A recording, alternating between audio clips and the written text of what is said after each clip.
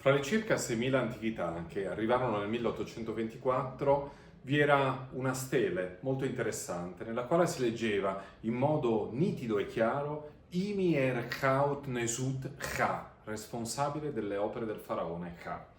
E questa stele aveva subito suscitato l'attenzione, era evidente che apparteneva a un personaggio importante, che aveva svolto un ruolo di rilievo all'interno della corte regale. Forse spinto anche da questo, o sicuramente capendo che nella valle occidentale di Tebe ci potessero essere dei siti di una certa rilevanza, Maspero nel 1886 conduce degli scavi vicino a Deir el-Medina e scopre una tomba magnifica, la tomba di Senegem, con il suo contenuto.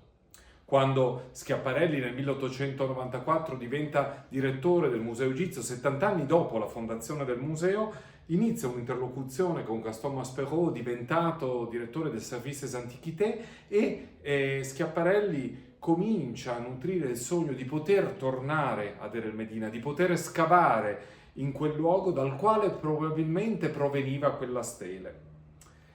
La missione comincia a lavorare a Deir el-Medina nel 1903, nel 1904 vengono portate alla luce tombe importanti nella Valle delle Regine, fra cui la tomba di Nefertari.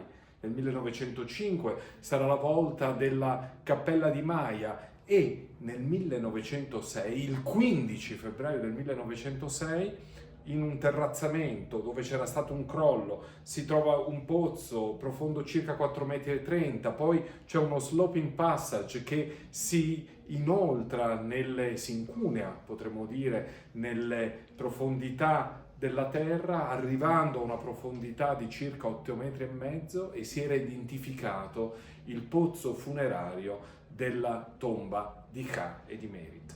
Aveva una situazione un po' particolare perché non era in fronte alla cappella di Cha, ma si trovava più al nord, vicino alla falesia, circa 20 metri più al nord, in una situazione assolutamente singolare all'interno del panorama di Deir el-Medina.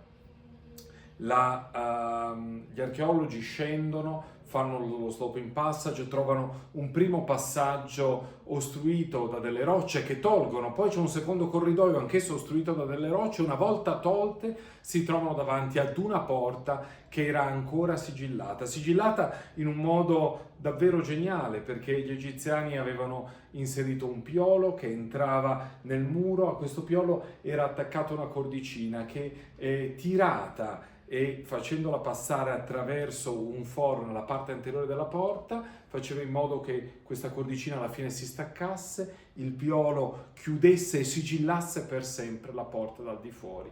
Arthur Weigel, che era l'ispettore dell'antichità, disse: il momento della resurrezione è arrivato, e quando Schiaparelli decise di aprire quella porta, si dovette segare la porta stessa per poter entrare all'interno della camera sepolcrale. Vi trovarono 467 reperti che oggi sono nella loro totalità al Museo Egizio. Solo pochissimi reperti rimasero al Cairo.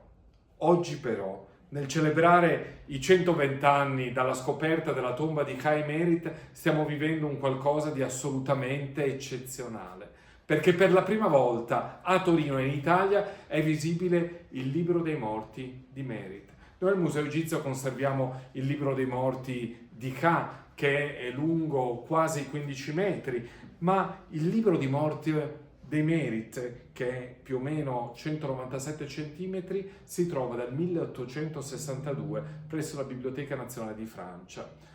Fu ritrovato alla metà dell'Ottocento, probabilmente comprato nel mercato antiquario dal duca di Luynes. Fu donato nel 1862 al gabinetto di medaglie, oggi all'interno della Biblioteca Nazionale di Francia, e costituisce in se stesso un piccolo mistero. Come mai il papiro di Merit non fu trovato all'interno della tomba, trovata intatta dalla missione archeologica italiana in Egitto. Fu forse sottratto dal corredo quando, alcuni anni dopo la morte di Merit, si riaprì la tomba per posizionare il corredo funerario di Ka, e quindi si riteneva che il papiro del libro dei morti di Ka, oppure Merita Emulsionata, fosse sufficiente. Bene, queste sono domande interrogativi a cui non abbiamo una risposta. Quello che però possiamo offrire oggi è mettere in posizione paratattica il papiro del libro dei morti di Ka con il papiro di Merita, e vedere queste scene, queste vignette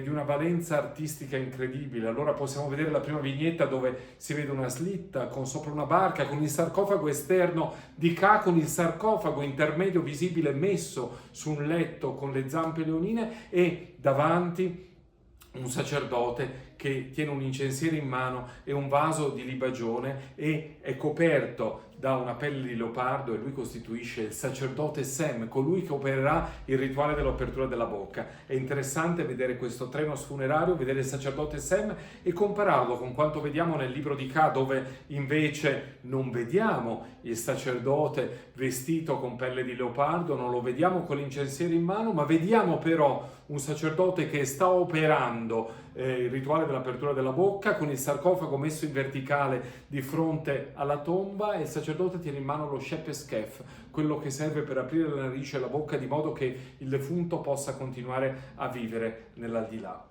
Abbiamo nella parte finale del papiro una vignetta che rappresenta il capitolo 151 del Libro dei Morti, dove vediamo in alto, ben visibile, il pilastro Ged che rappresenta Osiride, della risurrezione di Osiride. Vediamo al centro Anubi che, aiutato da Iside e Nefti, prepara la mummia perché il corpo del defunto possa essere trasformato e possa vivere nell'aldilà.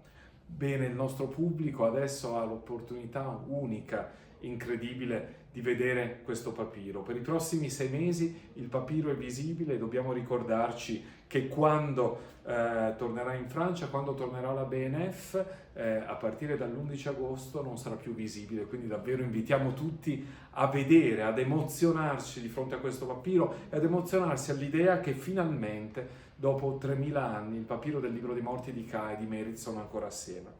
E fatemi fare un'ultima considerazione.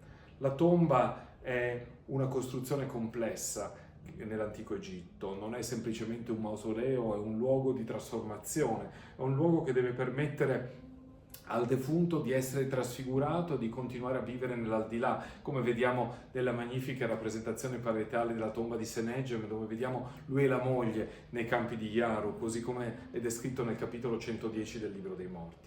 La tomba, possiamo dire, ha diverse funzioni. Ha un ruolo per la società dei viventi. Ecco la cappella quindi dove i defunti sono rappresentati, dove vediamo Ka e Meriti di fronte a dei tavoli d'offerta con il figlio più grande, Amenemope, che fa un rituale di offerta davanti a loro. Ricordiamoci che il figlio maggiore era colui il quale era titolato della preparazione del rituale funerario. E poi la famiglia quindi andava, portava delle offerte. Più bella era la cappella, più alto era lo stato sociale della famiglia, perché poi nella necropoli si trovavano tutte le famiglie, e quindi diciamo che aveva una funzione fondamentale per il ruolo nella società dei viventi. 20 metri più a nord, come ho detto, c'era il pozzo che invece portava nel regno dei morti, portava all'interno di una camera sepolcrale che per 3000 anni era stata sigillata, con tutte le offerte di cui il defunto aveva bisogno per continuare a vivere nell'aldilà. Infatti nel nostro corredo di Ka troviamo moltissime offerte di cibo che dovevano aiutare il defunto a sostenersi nell'aldilà. Ma c'è un qualcosa di fondamentale, cioè colui il quale tutto ciò lo deve rendere possibile, che è il Dio Sole. La preghiera che deve essere fatta a Ra, e quindi il legame tra il mondo dei viventi e il mondo dei morti con il cielo, con il mondo degli dei. Ed era reso visibile dal fatto che sopra la cappella vi era una piramide, e sulla cuspide di questa piramide vi era un piramidion, ovvero la punta era fatta in pietra. E la punta in pietra che vede la rappresentazione di Ka in ginocchio, che adora Ra, perché il testo ci dice appunto Dua e Ra, adorare Ra nel momento in cui lui sorge all'orizzonte occidentale o nel momento orientale, scusate, nel momento in cui lui si posa sull'orizzonte occidentale. Bene, questa preghiera ripetuta 4 volte sulle 4 facciate è visibile nel Piramidion di Ka, che oggi è al Museo Egizio. Oggi è posto davanti al sarcofago di Merit ed è visibile per i prossimi 6 mesi. È un prestito importantissimo che ci ha fatto il Museo del Louvre e finalmente mette insieme tutti i pezzi, perché è la parte che ci mancava della cappella, è la parte fondamentale che innalza la preghiera al sole, che invita ad adorare il sole, di modo che anche Ka e Merit possano unirsi al periplo solare e vivere per sempre. Poi abbiamo i nostri reperti, 467 reperti che abbiamo l'onore di custodire qui a Torino, e il papiro di Merit che adesso si è unito a questo corredo e che per i prossimi 6 mesi renderà davvero questo corredo intatto. E mi piace ricordare a tutti voi che è importante continuare a menzionare il nome di Ka e Merit. Come dice la stele C55 del Louvre, che parla a voi che siete ancora viventi sulla terra, e generazioni future che vivrete nella terra e che sarete esperti delle parole di Thoth, ovvero delle Medu Neceru, delle parole divine, della scrittura, che sarete in grado di leggere.